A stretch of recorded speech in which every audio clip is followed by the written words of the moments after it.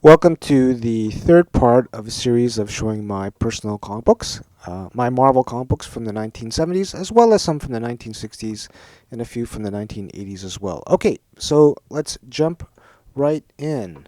This is the first issue of John Carter #1. I used to have the complete set, but I have since sold it and I've just kept the #1. For genres that I do like more, I will keep the runs, or if they're what I find more difficult to locate. So for Journey into Mystery, I've kept all my Journey into Mystery comic books because I do like horror comic books, especially the Bronze Age from the 1970s. So this is #1, as well as #2, 3. Now, the first few issues of Journey into Mystery do have original stories, but they would later shift to have all reprints later on. #6 in particular, I like a lot because it does have a great cover, like a great hook cover. You know, these kind of covers make you want to buy the book to see what is in the box. But Journey into Mystery, if you're not aware, was also a long-running anthology series from the 1950s that then changed with the first appearance of Thor in #83. They revived the series again in the 1970s, this time reprinting a lot of stories from various like Marvel Atlas titles from the 1950s and 60s. So this series actually lasted fairly long, a lot of them with new covers, and as I mentioned before, these kind of books are kind of hard to locate in high grade compared to other Marvel titles in the 1970s. The trade dress in this series would shift back and forth from the original trade dress to a new one, and then back to the original trade dress, which I thought was kind of interesting. And the series did last quite a few issues. I do also like watching these kind of videos where people show, what they've purchased as well as comic books in their collection. One popular channel, actually called Pop Comics, that is run by Sean, who has a store out of Brooklyn, is great. He does, these really long form videos where he goes into detail all the stuff that he's purchased recently, and you can tell as well too from his videos. He really loves comic books, and it really comes out in his videos. And if you haven't seen his channel, I highly recommend it, especially if you like looking at covers and listening to a guy who just loves comic books. I have a few issues of Jungle Action, #1 and #5, which is the first Black Panther issue, but it's a reprint. #5 doesn't actually have any new stories. Original stories wouldn't start until #6. And as well, the Jungle Action Black Panther issues were written by Don McGregor and are highly regarded as one of the better Bronze Age titles to read. Highly recommended. I also have the first issue of Kazar, the reprint issue, and then his ongoing series as an offshoot from Astonishing Tales, the great cover by John Buscema. The first issue of Kull the Conqueror, who first appeared in Creatures on the Loose, and a few issues of Laugh Olympics, another Hanna Barbera title that came out in the 1970s, featuring a lot of the popular Hanna Barbera characters from that time. Scooby-Doo, Captain Caveman, Dino Mutt, and a host of others. This series, Little Kids, is probably one of the toughest series to complete in high grade. I have a few issues in the run. Actually, I don't have any of the really early issues, but I do have a few of the later issues, which are extremely difficult to locate in high grade. And actually, I remember when I bought these at a convention talking to a dealer, and this was, I want to say, like 25, 30 years ago. He had never seen these, and I was lucky enough to pick them up. Now, you certainly can find these online, but again, very hard to locate in high grade, and something, you just don't see very often. I also had the first issue of Little Pals. I don't have any of the other issues. The first issue of Machine Man. I used to have the complete run, but I only have the first issue now. Jack Kirby coming back. And the first issue of Man from Atlantis, which is kind of interesting for its time because it had a dollar cover price. And It was based on a television series with Patrick Duffy. This is the first issue of Man-Thing. I do have a few other issues in the run, but I'm only going to show like first issues or issues that I think are interesting of note. So I may have other issues of the run, but just for the sake of brevity, I'm mostly going to just show first issues and issues of note. Marvel Adventure, which is a very short-lived reprint title that reprints Daredevil issues from, I believe, the number 20s. Marvel Chillers, and the first issue is the first appearance of Modred the Mystic. And number 3 is also the first issue where Tigra would start her run. This is, I believe, a continuation from Giant-Sized Creatures number 1. Marvel Classics number 1, and if you like a challenge, like try completing the complete run of this series. The first few issues are really not that hard to find, but the later issues can be difficult to find. Number 28 is of note because it's the first issue that Michael Golden did artwork at Marvel.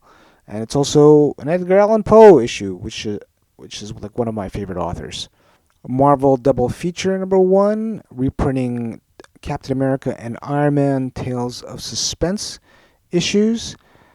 Marvel Feature number 1, which is the first appearance of the Defenders, and also has a wonderful cover by Neil Adams. The Defenders would quickly go on and have their own title after the third issue.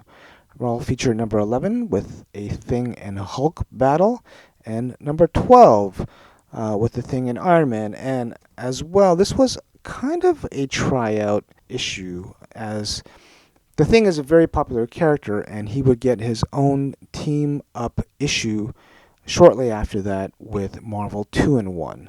Marvel Feature number 1 featuring Red Sonja, who would then get her own title shortly after that run. Marvel Premiere. This is the first appearance of the new Warlock. Now, he first appeared in a very few panels in Fantastic Four, and then in Thor, but the Marvel Premiere issues are kind of like a different Warlock from those other issues. He would then get his own series, but the first couple of issues are quite memorable. They're quite good, as well, with some really nice Gil Kane covers, who did a lot of covers in the 1970s. Marvel Premiere would then switch on to Doctor Strange. I do have more of the issues, but I'm only showing the first Doctor Strange issue here. This is my copy of Marvel Premiere number 15, the first appearance of Iron Fist, who would have strangely, a long run in Marvel Premiere, like 10 or 11 issues, and then get his own solo title. It's a copy of Marvel Presents number 1 and 2, which is the first appearance of Bloodstone. Marvel Presents number 3, which is the first ongoing series featuring the Guardians of the Galaxy. And they would have quite a memorable run in this series. Marvel Spectacular number 1, which have nice Kirby Thor reprints. And Marvel Spotlight number 1, featuring the Red Wolf, who would then jump onto his own solo title. I don't own a copy of Marvel Spotlight number 2, 3, or 4, which are Wolf by Night issues, but I do have some nice Marvel Spotlight Ghost Rider issues. Sadly, I no longer have my number 5. I sold that years ago, and unfortunately, it's become an extremely expensive book, and I just don't know if I really want to pay up the money that it would cost to buy my replacement number 5. But I do have a lot of the other Ghost Rider issues, which I think have fantastic Mike Blue covers, number 9, and I also have number 11. I don't have issue number 10, but with his successful run in Marvel Spotlight, Ghost Rider would then have a very long series of his own. And Marvel Spotlight number 12, which is the first issue featuring the Son of Satan, who would have a pretty long run, and then go on to his own title.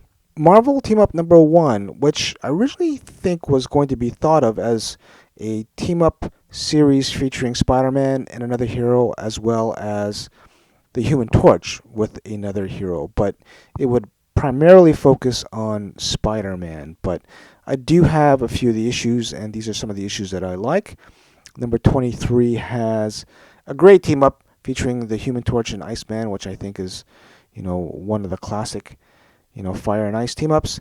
And number 53, which is one of my favorite issues because it has a Hulk Spider-Man team up, but also has John Byrne's first artwork on X-Men, and he actually draws X-Men in several panels of this issue.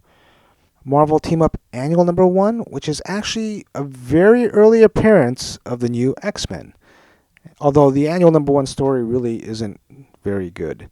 Marvel Triple Action Number 1, which has reprints of Fantastic Four, and Marvel 2-in-1 Number 1 featuring The Thing and Man-Thing, and this would be the Thing's ongoing team-up series and would last exactly 100 issues. So the stuff I like to keep are generally first issues, or if it's an origin issue, I'll keep that, as well as issues that have something interesting about them. For some of those team-up issues, like Marvel Team-Up and Marvel 2-in-1, I certainly do have a lot more issues in the run. Like in Marvel Team-Up, I have a lot of the John Byrne issues, and in Marvel 2-in-1, if it's a specific character that I like, I will keep it, as well as stories that are either nostalgic for me because I read them a long time ago. I'll certainly keep those as well too. Micronauts Number 1, which was, I believe, based on toys, but then actually had quite a successful run. No doubt a big factor of the run is Michael Golden's really exceptional artwork.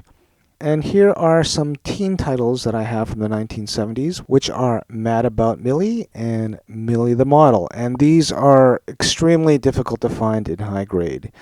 You can, even like lower grade, like mid-grade copies are not very easy to find. So Millie the Model 186, 187, and actually a 20-cent issue, number 201.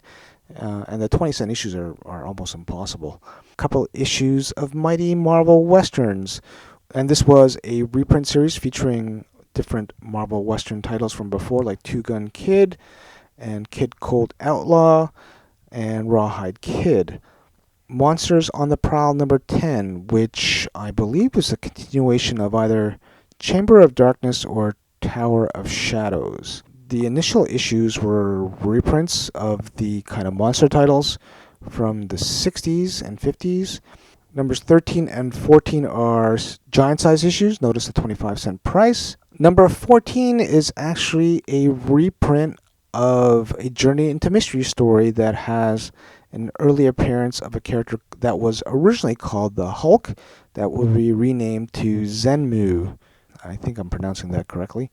And they changed his color as well from kind of this grayish color to white, and they renamed him as the Titan. A few more issues of Monsters on the Prowl.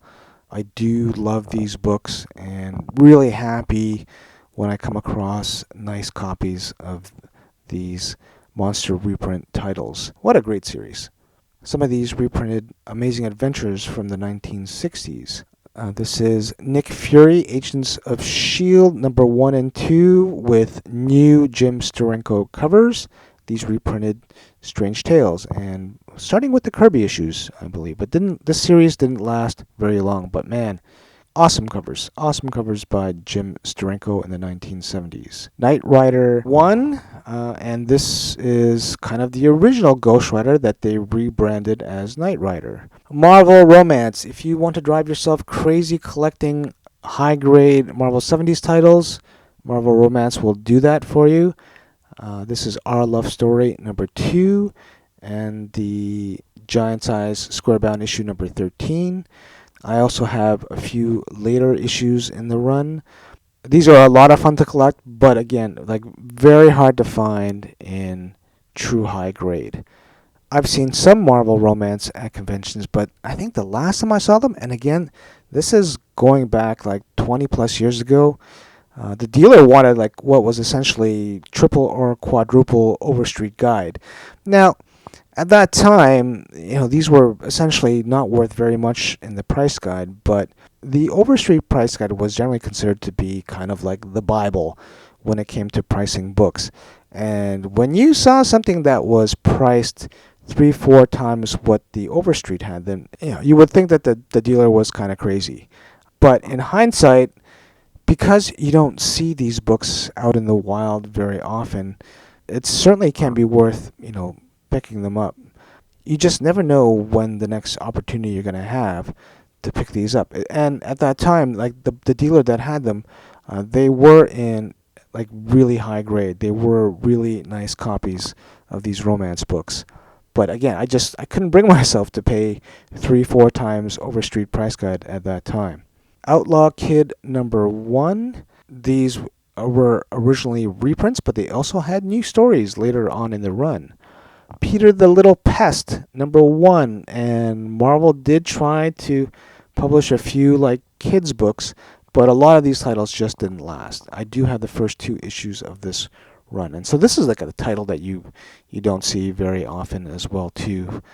With titles like Peter the Pest, the problem of collecting them is you're pretty much resorted to only buying them online. Like, for years, these are things that you would never see at conventions or stores, because the main reason is that, well, they weren't highly collected for a long time, and dealers are generally not going to bring these kind of books to conventions because, well, they don't sell. Like, there's not a lot of interest in them. Now, other titles like Night Nurse have gotten to the point where they are pricey enough and sought after enough that sure, dealers will bring them. But titles like Millie the Model, Peter the Past, Homer the Happy Ghost, there's not that much demand for them, and the supply is also very low.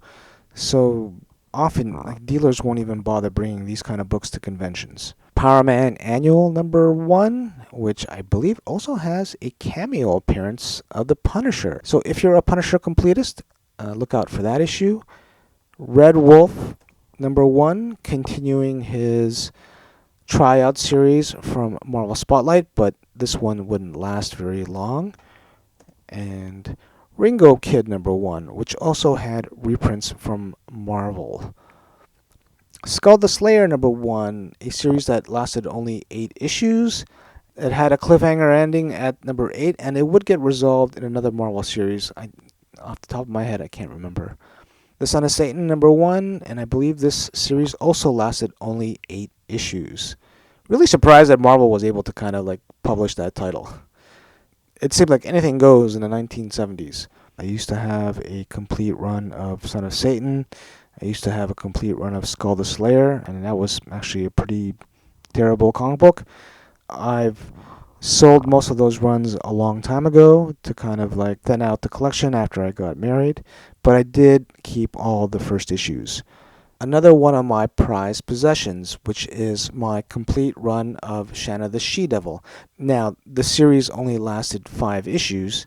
The first 2 issues have wonderful covers by Jim Steranko, and you can kind of see the quality of the difference in terms of art from issue #2 and 3. Issue #4 and issue #5, and she would become Kazar's partner going forward after that. But I do love these kind of short runs, and this was actually a run that I did decide to kind of keep together and intact, just because I like the series so much. So I hope you enjoyed this installment of my personal collection. I think I'm going to have one more following this. Until next time, enjoy and read your comic books.